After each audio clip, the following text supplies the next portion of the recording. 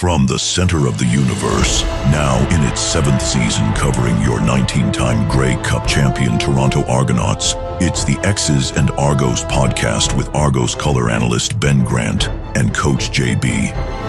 Welcome to the X's and Argos pregame walkthrough, brought to you by Something in the Water Brewing. Ben Grant, joined as always by JB, and we are here to get you set for what we're calling must-win week with your 2-7 Toronto Argonauts in Edmonton to play the 2-6 Elks on Friday night. Here is what is on the docket for this week. Pretenders in the building. Head coach Ryan Dinwiddie's heated postgame comments to the press. We'll go through what he said and what we take away from it. Plus another week of transactions galore as a few more Argos are released. A bunch more Argos are signed. We'll go through each of them. Plus the Argos are now dead last in the power rankings. Should they be? Where should they stand? And we'll look at Toronto's path to the playoffs, how they can get there, what the easiest route is for them. Because of course it is still possible, but it gets tougher and tougher with every loss. And we've got all our usual stuff, pick six, our game preview, injury report, OCDC, put me down for 20, challenge flag, one thing I forgot about too, all that and more coming up on this episode of the X's and Argos podcast. All right, JB, it is the best time of year to head down to Something in the Water Brewing. They've got a beautiful patio set up. It's like wind protected, just where it is in Liberty Village. It's awesome. You just sit out there on the patio, enjoy one of their awesome award-winning beers. Maybe you can try, if you haven't yet, the new and improved Longboat Hazy Session IPA. It is fantastic. It's the beer that was made for you, for fans of the Double Blue. They also have a great selection of non-alcoholic beers. I think that's one of the most underrated part of Something in the Water Brewing. They are fantastic. I always indulge in those when it's pre-game because I've got to go work. I got to go call a game. I can't go walking in there after having consumed longboats like fans. And so, yeah, they've got wonderful hop water. You got berry, peach, lime is my personal favorite. So much great stuff to choose from. The perfect location. Argos are back practicing at Lamport Stadium this week. Why don't you go to practice and drop by Something in the Water Brewing or check them out before the Argos' next home game. All right, JB, let's get into it. The second time this season, Coach Dinwiddie has made some headlines with his post-game comments. I'm going to read through what he said, and then I want your reaction to it, and I'll go through mine as well. So he said, quote, "I don't think those guys quit on us, but I think we've got some pretenders in the building that like to talk a big game and don't show up on game day. We just don't have enough dogs, man. You score 40 points, you should win. You go up 22-1, you should win. I just think as a football club right now, we don't have enough courage. We don't handle adversity well enough when things don't go our way. You can see we're like deer in the headlights, waiting for someone else to make a play.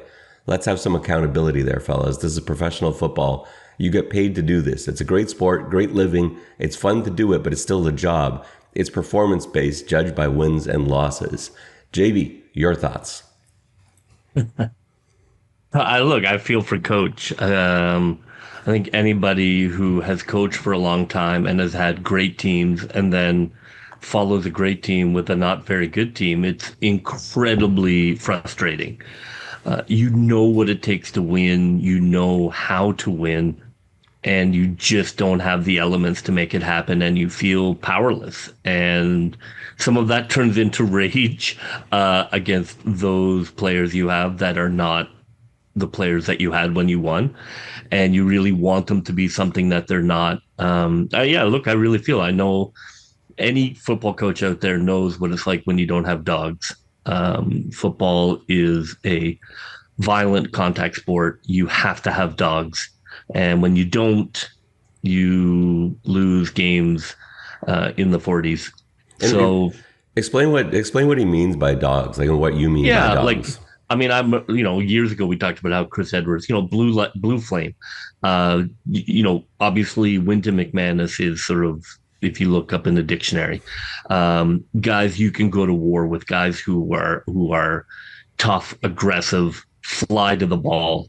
Don't just do what they're told, but are out there inflicting punishment, but offensively, defensively, like AJ Ouellette would be a good example of an offensive dog, somebody who will do anything to win the game. You're not going to have a whole team of them. That would be a dream, but you need to have more than not. It's just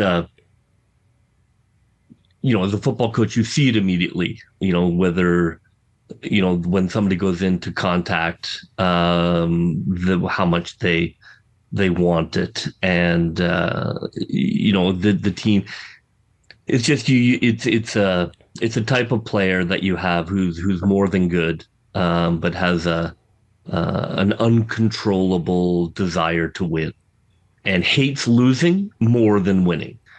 And a lot of guys don't like losing, but only guys that hate losing are the guys that you can win with. And so I understand, Coach. It is incredibly frustrating, especially when just last year you had a team that could do it, and that you're able to do it. So you have the skill and the ability to coach a team to a championship, and you just kind of feel like you're adrift.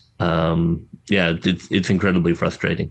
And you don't need a whole roster full of them, but you do need. No, and nor do you want. No, that would be a disaster. But so there is a point, and there's a point where you can go too far with that. Like you talked about that blue flame we talked about for years. Like sometimes it's too much, and you got to pull back, and you got to find a way. You can't have 11 Chris Edwards on your team. No, you will. No, you'll end up with 700 yards and penalties for one.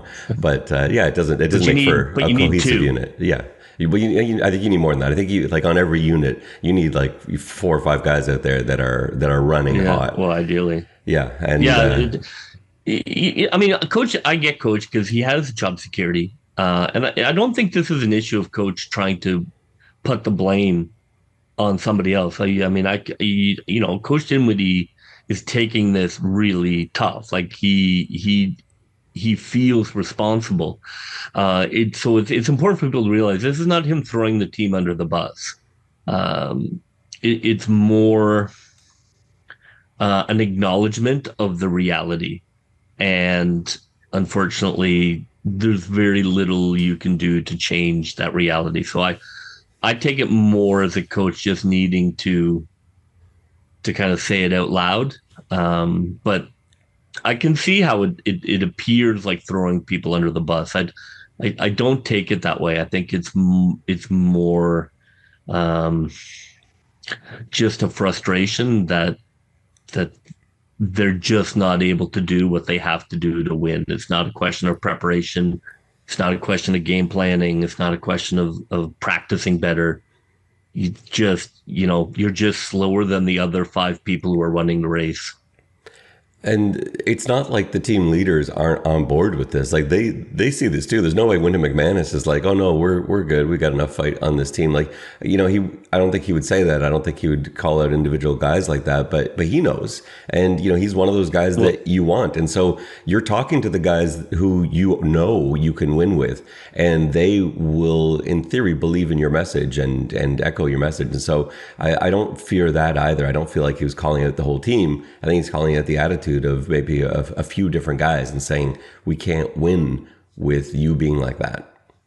No, I mean, look, I often will reference the Patriots. There's a famous clip of Belichick and Brady talking to each other during one of their, unsuccessful seasons. And it's just Coach talking about how I just can't get this team to do what I need them to do. And the two of them are sort of commiserating about it, where it was it's just the people in the building don't have that thing we need. It's not that they're not good athletes. It's not that they're not paying attention. It's just they are not the people to get the job done. And it happens, and I think that's probably the takeaway of the season. And then that'll be something deeply considered in the off season.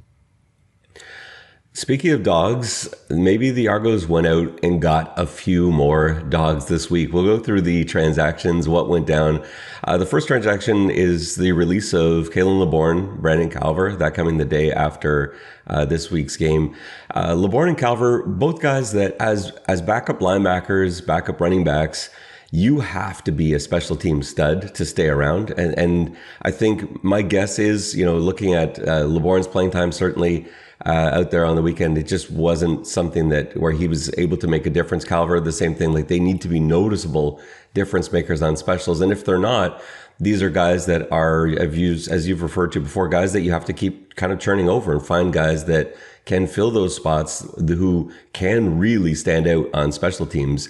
But that's the deal with, it's not just those positions: running back, wide receiver, DN, linebacker, safety. Like, if you play any of those positions and you're a backup, then you had better be noticeable on special teams. And, frankly, on Saturday, nobody was particularly noticeable on special teams. So everybody, I think, had their job on the line in that sense. But yeah, those two both contributed. Laborn was, he was the lead back for one of the games, filling in after, I think it was after Mayan Williams went down, and Calver came in at a time where they did not have anybody who could contribute the way he could. And so both guys' work is much appreciated, but the roster keeps churning and new guys come in. Let's talk about Brandon Dozier first. So by far of the guys coming in, like, he is a pro. Brandon Dozier is a professional starting Sam linebacker who has played that spot going back to 2017, 2018, when he first came up with Montreal. Ended up in Calgary as a starting Sam. Played some safety there too, was with BC for a couple of years actually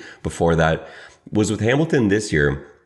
And he started at Sam for the first 4 weeks of the season, but Reggie Stubblefield came back. And so Brandon Dozier became expendable. He was released last week. Argos picked him up right away. I don't think Brandon Dozier is playing at the best level of his career. I don't think there's any question about that. There has been a little bit of fall off, but I think he is probably in the best position to be a difference maker right now in the Toronto Argonauts, more so than anyone else who has played that Sam position this year. I do think it will be noticeable. We've talked about it every week this year pretty much, that the Sam linebacker play has been fine, but no one has done anything. There hasn't really been a play where you're like, whoa. Like, you remember those Adarius Pickett games, those Chris Edwards games, where the Sam was like making plays where you're just like, oh my goodness, like, what a play. And that's been missing from the Argos this year. Brandon Dozier is one of those guys that can come in and make a play like that. We don't know if he'll be starting there. You could mix things around. You could put him at safety. You could move pieces, but that's what I would do this week. And you got to be a fan of bringing in a veteran leader like Dozier, right? Yeah, I think it's, it could be a good pickup. I mean, they clearly needed Sam. It's certainly worth a shot. He's a known quantity. I think expectations should be, he's not going to, I don't think he's going to come in and be a star, but if he can come in and be somebody who can give him a little pass rush, blitz from that location. I think it's a nice pickup. And then Willie Drew, who Argos fans are familiar with, not to be confused with Drew Willie, another former Argonaut, a longtime quarterback. Willie Drew was with the team last year. He came in at the same time as Derek Sluka. They both ended up on the practice roster all the way through the Grey Cup. Willie Drew is an athlete. I talked about him last year when we were recording that late September pod. He can fly. He was at the NFL Combine, ran a 4.4, 6.9 3-cone. He can move. He's also got good length, for like misleadingly good length, which he uses to his advantage. He is a pure corner right now, and he's got some recent experience. Just won a UFL championship with DC, and so he's coming off from a Grey Cup. Even though he wasn't playing, he went from Grey Cup to UFL championship. So he knows about winning culture. There's no question about that. So to get a guy back in here who excels at pass breakups and interceptions, I think is a big deal. And then the other signing, Will Gabriel, which this is a really interesting one. I hadn't heard of Will Gabriel. That was a brand new name for me. And I started looking him up and I couldn't really find much. He seems to have gone through a name change. It looks like it was Wilt Gabe II. That's how he appears on Coastal Carolina's website and on Houston Christian's website, the last two NCAA schools that he played at. He's a Montreal native, a Canadian who really hasn't had a lot of time on the field. But you look at that body type, that like 6'3", 240 body type, and the speed that he can move at. I think this is just a case of no one else is taking a look at him. Let's bring this guy in and see if we can maybe catch lightning in a bottle here with a guy who has clearly got unusual athletic measurables and a body type that's really tough to find. So, and I know you're always a fan of bringing in guys that haven't necessarily just spent the last month in Hamilton or wherever. Yeah, I think you're more likely to find lightning in a bottle if the bottle is not recycled. That's a pretty good line. And then Spencer Brown, we talked about last week. He's officially under contract now as part of that Edmonton Elks trade, the 8th rounder. So he and Penny Boone now will be battling it out, presumably, for that backup spot behind McMahon. Interesting there, because like Brown has more experience and more special teams experience. Boone has like the perfect special teams build. So that's going to be a fun battle to watch. And the coaching staff can get excited about two guys who could potentially be difference makers on special teams. JB, what's happening with these power rankings here? The Toronto Argonauts are last. They're last in the standings. So is that the correct place to put them right now? Well, that's true. I do get a number of texts from people who are not ardent CFL followers asking me what's going on with the Argos. Look, I think 9th is the right place for them. I'm sure that certainly 3 Down was quite excited to put them 9th. It would be hard for me to legitimately argue it. Obviously, this Friday will be for the out of the basement bowl. Look, that Ottawa game was a disaster. They should have won that game. They should have won that game going away, and then you probably have them 6th. But they're at home and they just lit themselves on fire. So I don't see how you can not rank them 9th. Edmonton. There's a mix of them for sure. Like Montreal without their quarterback. Edmonton is better with Fajardo, but I can't argue 9th, even though I do think they are better than Edmonton and they are better than Ottawa. First of all, having spent a lot of time with the 3 Down Nation guys over the last couple of years, they're not excited to put Toronto in 9th. There is this misconception. The funniest thing to me is that like the most common comment that JC Abbott receives is from BC Lions fans, like asking why he hates the BC Lions, and John Hodge from Winnipeg fans, like why do you hate the team? Like they call it fairly, they really do, and they do it as openly as they can. But it's just a natural thing of when you've got guys that cover local teams, the perception is going to be that you hate everyone else from outsiders, and then from your own fan base that you hate the team you're covering. It just seems to be like that. But in their defense, I think it's the right place. Like you can't, like you said, you can't argue it. They have the worst record in the league right now. They're coming off yet another loss and a game they had to win against a division rival who was just struggling just as much, and you're at home. Whereas like Edmonton's coming off a win like on the road in Montreal. Like you can't argue that Toronto shouldn't be last in the power rankings. Now, are they the worst team in the league? No. And that's where I will argue. I think they are a better football team than Ottawa, even though they lost to the Red Blacks this week. I think they're a better team than Edmonton, than Winnipeg, than BC. I think as they're currently constructed, better than all those teams. But that doesn't matter if you don't get the wins. And for power rankings, there's got to be a result at some point. The arguments like looking at the eye test can only go so far. You can't, like if the Argos lose the rest of the season but still look like a good team, you can't fight for them moving up the power rankings. That just it's just not a thing. So yeah, they're in the correct spot, but I believe, are going to get themselves out of that spot this week. Toronto's path to the playoffs, JB, this is not nearly as mathematically tough, I think, as the mood is in Toronto. What's funny is I was on in Edmonton this week doing some radio, and the mood there is so positive. The Elks, everyone's talking about playoff possibilities. They're at Fajardo era. They're at 2-6. Argos are at 2-7. Like they're in the same place, and yet the two fan bases couldn't be further apart. Like Edmonton's excited to be at 2-6, and here we come. And Toronto, it just feels like all the air has been let out. What do you make of it? Well, that Montreal loss was disgusting. I wanted to fire all of the Montreal defensive coordinators for blowing that game, not only because I picked them, but for just blowing that game against Edmonton. I mean, look, it's the CFL. Playoffs are always available to almost everyone. Can the Argos get to 8 wins? I would have believed it if they had beaten Ottawa.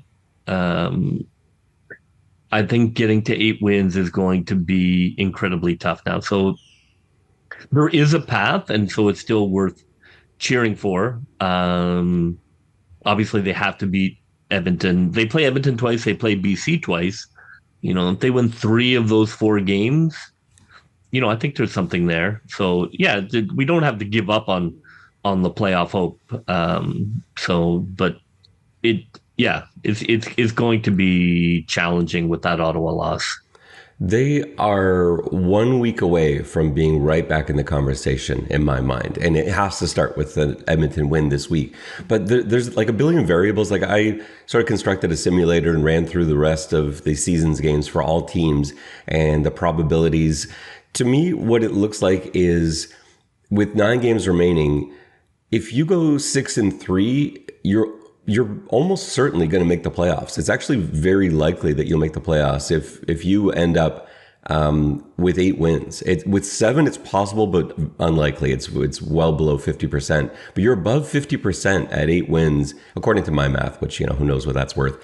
And 9 wins is almost a guarantee to make the playoffs. And now 7-2, I think, is a lot to ask for a team that has just gone 2-7. But that's sort of what you're looking at. And maybe a better way to break it down, if you're looking week to week, like not only cheering for the Argos, but if you're looking like, who do I cheer against? With the billion variables, maybe the simplest way to look at it is Toronto's essentially competing with Ottawa, Winnipeg, and BC. Like it's those 3 teams Toronto's competing with. And they hold the tiebreaker over all 3. They have the tiebreaker over Ottawa because they split, but the Argos have the better point differential. And they have the tiebreaker over Winnipeg and BC if we're talking crossover, because Toronto's the proper East team. And so if they end up with the same number of wins as either Winnipeg or BC, Toronto would move on. So all they've got to do is be tied with Ottawa and one of Winnipeg or BC at the end of the season, and they make the playoffs. Ottawa currently is 1 game up. BC and Winnipeg are 2 games up, and BC, as you said, they've got 2 head-to-head games coming up. So every week when you look at it, you're basically cheering against Winnipeg, cheering against BC, cheering against Ottawa. And when I mapped it out, it seemed like the most likely scenario for Toronto is finishing the season with only 6 wins, which isn't enough, obviously. But they've got to convert a couple of those simulated losses into wins, and it really is only 2 of them to have a shot.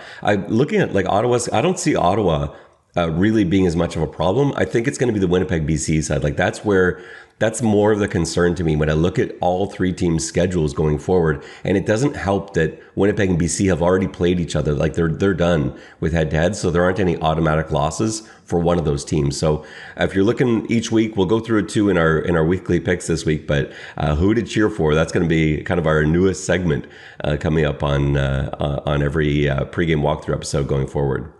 Let's get into this game preview, JB. So it is a must-win game. Toronto. Wow. It's time for me to put in my must-win armband. Some people have suggested I waited too long, that it probably should have been last week. It's possible, but it is definitely must-win. This is my armband week now, so I'm playing. This is my only must-win game of the season, and after that, I can't use it anymore. 9 p.m. on TSN 1050 if you want to listen to Mike Hogan and myself. Try to sync it with the TV. That's a fun one for road games, especially. If you're not going to the game, it's in Edmonton. This is what a lot of people do, is they sync up our radio call with the TV. The reason to do it, not just to promote my own radio call with Mike Hogan, but it is fun to hear an Argos perspective. The guys on the TV broadcast, they do a great job. It's awesome when you're watching a neutral game, but if you are watching as an Argos fan, to get an Argos call, I think is really fun, and Mike Hogan is so good at it. I've loved adding our radio replays to our postgame reaction podcast this year, where you can hear the genuine excitement in his voice because there's passion for that team. And so if you want to sync that up, all you got to do is like pause your TV at the right time, and then you can hear us while you watch the game from Edmonton. So try that out this week. Our pregame show starts at 8:30, kickoff 9 p.m. It is a late one. And it's must win for Edmonton too. It's not just must win for the Argos. I'm sure the Edmonton folks are throwing down their must win armbands this week, because this is basically it. Both teams sit with 2 wins apiece. And I think in the West, it's even tougher to get out of that hole. So if Edmonton has any shot at it, they know they've got to win this week. And don't forget, there's so many former Argos on that team, especially on the defensive side of the ball. They are going to be jacked up. That whole D-line that was paid about $1 million to walk out the door in Toronto and go to Edmonton, they haven't looked themselves. And that terrifies me because we've seen it so many times before where a former teammate's get right game is against their former team. So hopefully for Argos fans, that is not the case for the Elks defensive line this week. Let's take a look at the injury report. I think there's some good news here. It looked pretty devastating yesterday with a ton of guys not playing. Andrew Chatfield with a hamstring didn't practice. Demonte Coxie with a shoulder didn't practice. Tavares Daniels with that hip injury didn't practice. Dylan Giffen with the back injury didn't practice. Kenneth George is on there, but he will likely get sent back onto the 6-game injured list. And then after that, Cameron Judge didn't practice with the knee injury. Like those are all terrible things on paper, but I would caution the panic level there because at this time of year, like those guys are banged up. Like Cam Judge, he's one of those dogs that you talked about that will fight through everything. That guy wants to win as badly as anyone else. There were a few times in last week's game where I thought they're going to have to sit him down. They're going to have to take him out. He barely could get off the field. And then I was watching him on the sideline. Like they had to like force him to go over to the medical tent to be looked at. He did not want to miss a single play, and he got back in there as soon as he could. But those guys, you have to give a day of rest to. First day of practice of the week on a short week. You want to try and get these guys a breather. So I think a few of those guys, like, yes, they are all hurt, no question. They are all very banged up, but I would expect they will be out there today, some of them for practice, and some may not be all week, but will still be available for the game. So don't panic too much. What I did see in there that looked like good news to me, Ryan Hunter with a shoulder injury was listed as limited for practice. I wasn't expecting to see that at all. And that to me means he's probably much closer to returning than that original 6 to 8 week estimate. If he's out there right now, being listed as limited, I think that's a real positive sign. So on the other side, there's like nobody on the Elks injured list, essentially. Cody Grace, the punter with the knee injury, did not practice Monday or Tuesday. Other than that, Royce Metier is limited with the ankle injury. You know, he would love to come back this week to play his former club, but it is a very empty-looking, un-Argo-like injury report for the Edmonton Elks. It's time for OCDC. JB, you'll start things off with OCDC, the defensive plans for both the Elks and the Argos. I will do the offensive plans for both the Elks and the Argos this week. Let's start off with the home side, the Edmonton Elks. JB, what is your defensive plan for the Elks, and how do they stop this Nick Arbuckle-led offense that put up 42 points last week? Yeah, the Toronto offense is for real. They cannot rush at all. It's not a great matchup for Edmonton. Edmonton is not very good at stopping the pass. So it's going to be, I think it's going to be a real challenge for the Edmonton defense. They're statistically shockingly poor at sacks. They have 5 for the season. So they don't get pass rush. They are last in opposition passing touchdowns. They're last in passing yards. So if I'm the Edmonton defensive coordinator, I wouldn't say that I'm excited about playing a team that's so built to pass, because they can try and stop the run, but I don't think Toronto is going to try and run very much at all. So from an Edmonton point of view, I think all you can do is play a deep cover shell and try and prevent the big plays as best you can. Force Arbuckle to try and matriculate down the field. Try and avoid the killer play. Edmonton's not very good at turning the ball over. So if I'm Edmonton, I really just want to keep Toronto running as much as possible. So essentially I'm inviting them to run. I'm going to play a pass defense, and if Toronto wants to run, go for it. And I think that we can control the run without sending extra people, which is a bit of a luxury, and I think you try and keep them in check there. But make no mistake, the Toronto passing offense is very effective. So it's not a great matchup for Edmonton. It'll be interesting to see what they do in terms of trying to keep that offense under control. But for sure, a lot of cover four, cover three, a lot of deep shell, and try and keep everything in front and see if Toronto can go play after play after play without dropping a ball. But it's not a good matchup. What scares me is the deja vu I'm feeling from pre-Winnipeg back-to-back, because everyone was saying, like, what's wrong with Winnipeg's defensive line? They don't have any sacks. They're not getting any pressures. And then 2 straight weeks of playing the Argos, and suddenly they were among the league leaders in defensive line It's statistics. true. Edmonton, I mean, it's crazy that Edmonton has 5 sacks for the season, because like it is a talented defensive line. Yeah, like Andrew Chatfield has that many himself.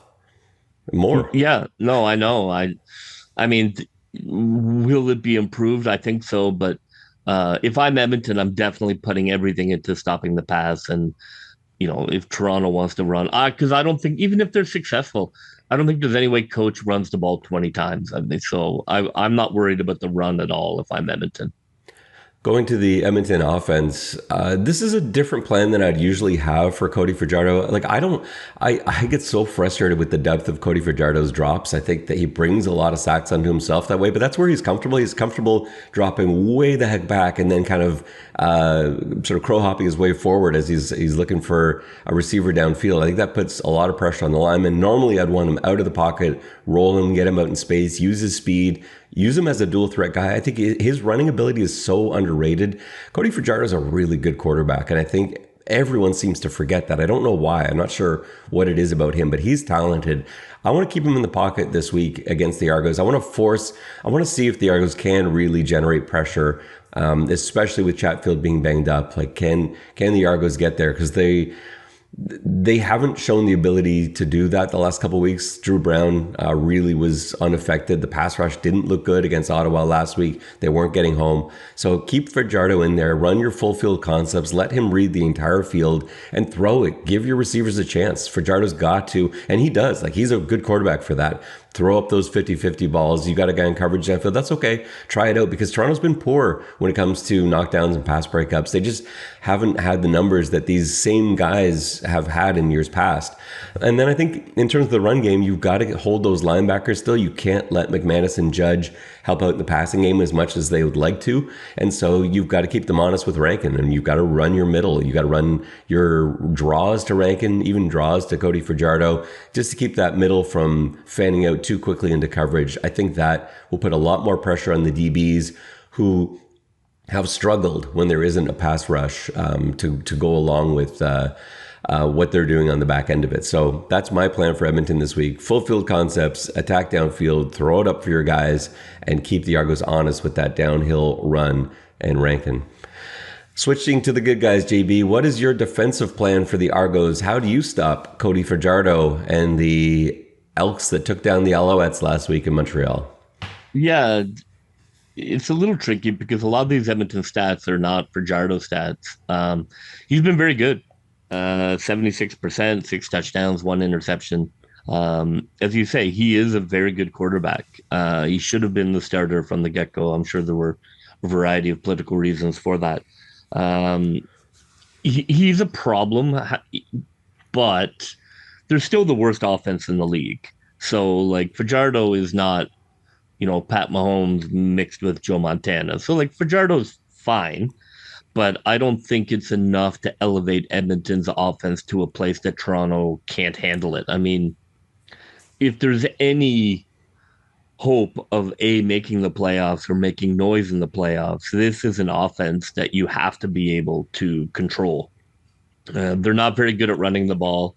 They're better at passing the ball under Fajardo, but it's not like they went up and down the field except for the final drive against Montreal. So it's a deeply flawed offense that's not particularly effective at any aspect. So I think from a Toronto point of view, you want to keep Fajardo in the pocket. You don't want he lives for scramble football. He's kind of a more talented Strebler. He wants to get outside. He wants to for plays to break down. For me, I'm keeping Fajardo in the pocket. I'm not necessarily coming after him. I think you just want to keep stuff in front of you. I don't think you don't have to double anybody, even though my hope to double Lawler didn't happen, or Gino. Yeah, I don't think you have to do anything special here. I don't think you have to fear anything Edmonton has. I think you just have to play good situational defense where it's pass first. You're not worried about the run per se. They like to go to Rankin a lot. So I wouldn't necessarily be always on him, but certainly second down, you definitely want to make sure that you're not just giving them free Rankin yards because they like to pass to him a lot. But if you keep Fajardo in the pocket, you don't let him run around and play breakdown football. I don't think Edmonton has the weapons offensively to outscore you. I think Edmonton's defense is a little worrying because they're better than their statistics show. But I don't think Edmonton's offense is better than its statistics. I think Fajardo's a better quarterback, but other than that, I don't really see who you would fear if you're Toronto. So I think if you just play good fundamental football, you don't need any bells and whistles. You should be able to keep Edmonton, from putting up 40, maybe. Maybe I would like you say, like, I feel like they can play a lot of man this week. Like, there's no one that I don't think they can handle that way. And so I think you can maybe be a bit more aggressive. Like, Edmonton will give up sacks. And Fajardo is a quarterback that does get sacked a lot. So that's a great way to force a 2-and-out. You get a sack on first down. So yeah, I am excited about this matchup for Toronto. I think it's been a long time since they played an offense where there weren't weapons downfield. Like, they're coming off all these games against like Ottawa with all those weapons. They have a receiver in Winnipeg who's got weapons there, and Hamilton before that. Like, it just seems like everyone's got these weapons that you fear, and Edmonton doesn't really. Like, they're the guys you're afraid of are more on the defensive side of the ball. It's the worst offense in the league. Like, statistically, I know Fajardo just took over, but it's the worst offense in the league. You have to be able to keep them under 24. Look at the offensive attack for the Toronto Argonauts. I think they got to attack the middle of the field. Edmonton does allow passing yards. A lot of it comes from that middle space. They've actually got a decent shell from the corners and halfbacks. There's vulnerability there. At Sam with Logan Jr., Garnes at safety. Neither starting backer has looked very good in pass protection this year, which is strange because they're guys that I usually would like there. Like Joel DeBlanco, I was really high on coming out of the draft. Morgan as well, like, played so brilliantly last year. And those guys, I don't know if they're just so consumed with coming up and having to help out in run coverage, but I think there's some vulnerability over that middle of the field. So I want crossers, I want over routes, I want high lows on the backers, concepts like drive where you got a guy running underneath that backer level, another guy coming over top. Force those middle players, your Sam, actually all three linebackers and the safety, force those guys to break up the passes. I think that's where you get the majority of your yardage. And if you can start getting those halfbacks to pinch in and start doing someone else's job, that's where you can beat them over the top. So that's my plan in the passing game. You have to be able to run a little bit. They ran successfully last week. They just stopped doing it. McMahon was averaging 5 yards a carry. That was my one thing last week. And they checked that box, but they only ran six times for 30 yards. That's not enough. It was working. They had come up with different run concepts, and you've got to keep doing that. If they run running plays that Edmonton has seen on film again and again, they are going to be stopped right at the line of scrimmage. They had a lot of really well-designed new runs last week that we hadn't seen all season long, and they worked. That's where the success came from. I'm calling on Coach Dinwiddie to go back to the chalkboard and find some new plays this week that he can show Edmonton new looks out of different formations, out of different alignments, and still run the football successfully that way. Because if you can keep those backers thinking run, that space over the middle is only going to widen and make it easier for Arbuckle. JB, what is your one thing this week? And not that it matters, because we seem to sometimes hit our one things and the Argos lose anyway. That was the case for me last week. Where are you going this week? It's true. It's like, well, we plugged that hole, but then there's this other large hole leaking in water. I feel like I have gone to this before, but I'm going to go to it again. Is penalties. They're still last in the league in number of penalty, or I guess first, depending on how you look at it. The worst in the league at the number of penalties that they've been giving up, primarily on the offense. Which is way too many offensive penalties. The margin on this team, we've talked about it, is this is not a team, this is not a Cadillac. This is a car that you have to kind of turn over a couple of times and then get going. And so you can't have these miscues on specials, and you can't have these drive killing penalties. They just don't have the ability to overcome it, where maybe they could have in the past. And they're averaging 8.3 penalties a game, almost two more than than Hamilton, who's first. So for me, I want under 4 penalties for the game. I just can't, I would love I know. that. Like, Hamilton got through a game with no penalties last week, not a single penalty against BC. I agree, the bar, but I mean, like, look, this is where the bar is. If they're going to be serious, this is a team that's going to have to be not penalized, good on specials.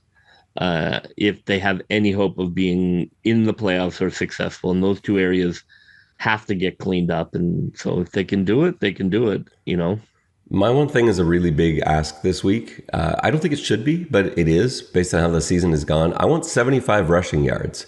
The Argos have done that this year, but I think only once. I think you need a bit of a balanced attack here. Like I said in my plan for the Argos offense, you need to keep those linebackers pinned. You can't have them bailing out. You need to keep that middle of the field as open as possible. And so I think 75 yards rushing is enough to do that, to keep them honest, where they can't just come into this game saying the Argos can't run the ball. Let's not even have our backers up. Let's fan out from the beginning. You can't allow that. So 75 yards rushing, the Argos win this football game. That is my one thing. Let's get into pick 6, JB. This one from Doug Ballinger. He wants to know about John Haggerty. Are some of the special teams problems in coverage the result of John Haggerty outkicking his coverage? You have been a special teams coach in the past. We both like John Haggerty's play as a punter. Does he look different this year? Is he outkicking his coverage? Is this part of the problem with the Argos on special teams?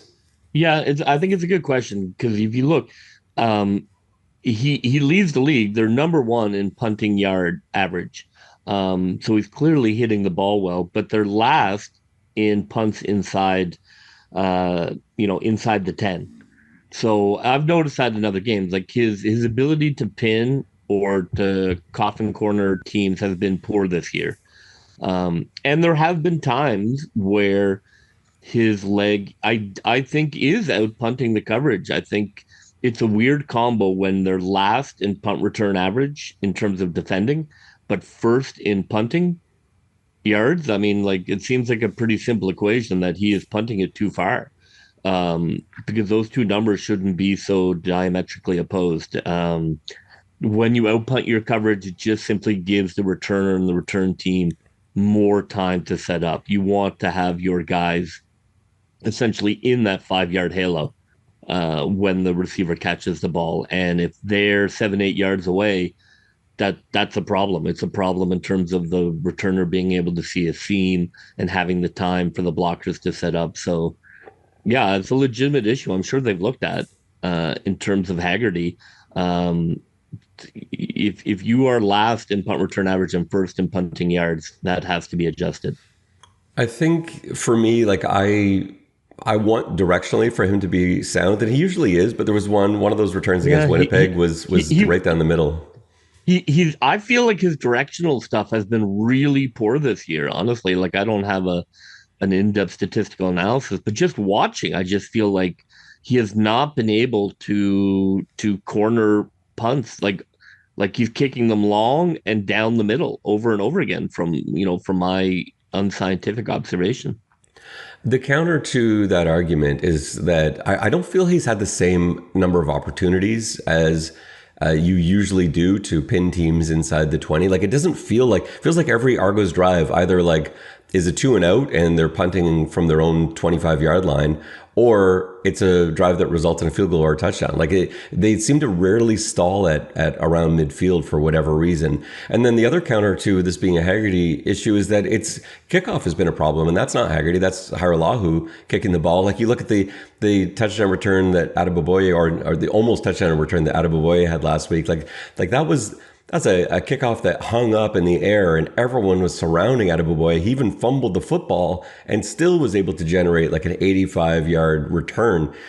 So to me, I think Haggerty probably plays a role in this, but I think there's more. It's not just the fact that, Haggerty's punting the ball too far. That's the problem. I don't think that's it at all. I still think Haggerty is among the best punters in the league. I think he just needs to fine tune a little bit. I like you said, he seems to my eye just to be a little bit off directionally, and maybe he can take a bit off that distance and get a bit more height. But to think that that's the problem, I think is flawed. So no, he's clearly not the problem. I mean, their kick return team is very poor, and those are the same dudes. So, you can point to the fact that they're not good at specials across the board. So that's a tackling talent issue as well. But I do think there is an aspect of the punting that's worth looking at. And Pick Six, as always, is brought to you by Something in the Water Brewing. So, Doug, you have won a 6-pack of beer from Something in the Water Brewing. Thank you for your question. If you want to win a 6-pack of beer from Something in the Water, just look for the prompt. Every week, we ask for you to submit your questions. We got some great ones. We've actually got a pile. I've been keeping some from the last few weeks that we will maybe put into the pool on our bye week and see if we can answer some of those questions. There have been some fantastic ones. So thank you for contributing. And if you want to check on Twitter at Ben_Grant or on Blue Sky at Coach Ben Grant, you'll look for your opportunity there to submit your questions and win some delicious beer. It's time for Put Me Down for 20. JB, I am rolling in fleeces after last week. I think for the first time this season, I am out fleecing you. Maybe it's the second time, but I had 2 long shots come in last week, a parlay that netted me plus 434, and then the Devaris Daniels touchdown at plus 180. You hit your huge BC Hamilton over, so you're still up on the week, but you lost your adjusted Toronto Argos line at minus 6.5. I would have cashed it. I would have cashed my fleeces in the first half in an imaginary if we were talking about real things. Yes, I agree. And on that note, these are not real things. Do not risk your hard-earned money on anything we say. We do not know what we're talking about. Despite us both being in the black right now, JB, you're sitting at 215.5 golden fleeces from your original 200. I'm at 236.5 from my original 200. JB, where are you going this week with your hard-earned fleeces? Well, this is moving week. I'm going to swing for the fences here. No more edging along here. I want to get back in front. So I have 2 here. My first one, I really feel like Janarian Grant has a great game in him. He obviously is not the player he was last year, but we have seen flashes of it. I don't think the kickoff return team in front of him, much like every other aspect of the Argos, is as good as last year. So that's a big aspect of it. But I like Janarian Grant to score a touchdown, a plus 340. Nice. And where's your non-Argos Golden Fleece bet going? Yeah, I looked at some overs. They're a bit boring to constantly pick overs, even though I've had a lot of luck with them.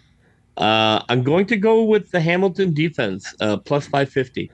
Saskatchewan doesn't turn the ball over a ton, but the Hamilton defense is a turnover-happy defense. They're really good at getting the ball, and I like that juice with the defense. That's good. For me, I'm going boring this week. I was swinging for the fences last week, a lot more conservative this week. My 10 Argos Golden Fleeces are just going on the Argos on the money line. They are dogs in Edmonton. I just don't think the Elks make me that comfortable being favored, and I really like getting juice anytime you're playing the Elks for any team. Yeah, and the Argos, I think, that. after that setup from Coach Dinwiddie last week, I think they are primed to win this one. So I've got Argos plus 126. And then I've got Hamilton. They played sensational football. They're one of the best teams in the CFL right now, and they're getting a lot of juice at plus 140. So that's where my Golden Fleeces are going for this week. Time for challenge flag, JB. I'm on a run. I have won 4 straight weeks against you. It is time for you to get your act together. You had some bad beats, though, I would say, last week. With Hamilton was a bad beat. Montreal was a bad beat. Toronto was a bad beat. And you could even argue that the Calgary-Winnipeg game maybe went in your favor, but it was a crazy week where all 4 games came down to the wire. Yeah. But you ended up 1-3 on those. Yeah, no, I can't believe Montreal didn't win. I cannot believe Hamilton did not win. I just cannot believe those teams threw those away. Anyhow. So here's what we got for week 11. Ottawa at Winnipeg. Where are you going with this one? Yeah, Winnipeg is not good, but I will not be choosing the All Caps in this 2025 season. Winnipeg at home. All right. Toronto at Edmonton. Yeah, I like Toronto on the road. I ended up being wrong on that Toronto pick last week, but I mean they should have won that game. So I like Toronto on the road. Yeah, for sure. I agree with you. I don't think Edmonton and Edmonton is not particularly good at home, as everybody knows, especially people in Edmonton. Hamilton at Saskatchewan. What do you like in that one? That's a good game. That's a fun one. That's tasty game of the week, really. Yeah. I am going to take Hamilton. I like Hamilton a lot. I think that they are playing really good football, and Saskatchewan is good, and they're at home. But I gotta pick one upset. I like Hamilton to win that game. Montreal at BC to close it out. Yeah, I think Rourke is warming up. Montreal is, if they can get their quarterback back and get healthy, I think that they're very dangerous, but those are not currently the statistics. So I like BC at home. This is tough for me for challenge flag because I have the same 4 picks as you for this week. So I'm going to have to go against one of my picks to challenge here. I think I'm going to go just to make that game of the week a lot of fun. I'm going to take that's the pick for sure. I'll take Saskatchewan there and see if they can hold off the Ticats. And I can't believe I'm picking row. Hamilton over Saskatchewan. I did too. But that's my bet of the week, right? Like that, I feel they're playing good football. Like Hamilton looks like a good football team right now. Saskatchewan does too. Like that's why this is going to be such a good matchup. But yeah, I like Hamilton, but Riders at home is always a good play. So I don't mind that for challenge flag. Well, we'll just about wrap things up for this week. Again, it is a Friday night game. Toronto in Edmonton, 9 o'clock start. If you want to catch the broadcast on TSN 1050, we've got the pregame show at 8:30 for you. Make sure you check it out, and then you can sync your TV for the sort of simulcast of that if you want to watch it together while you listen to Mike Hogan and myself.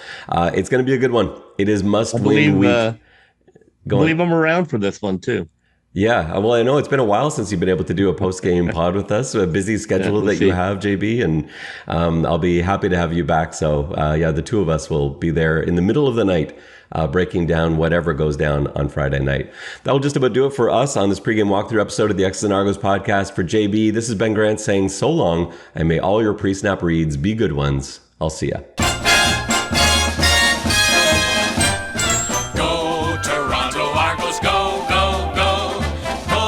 Together, fight the foe.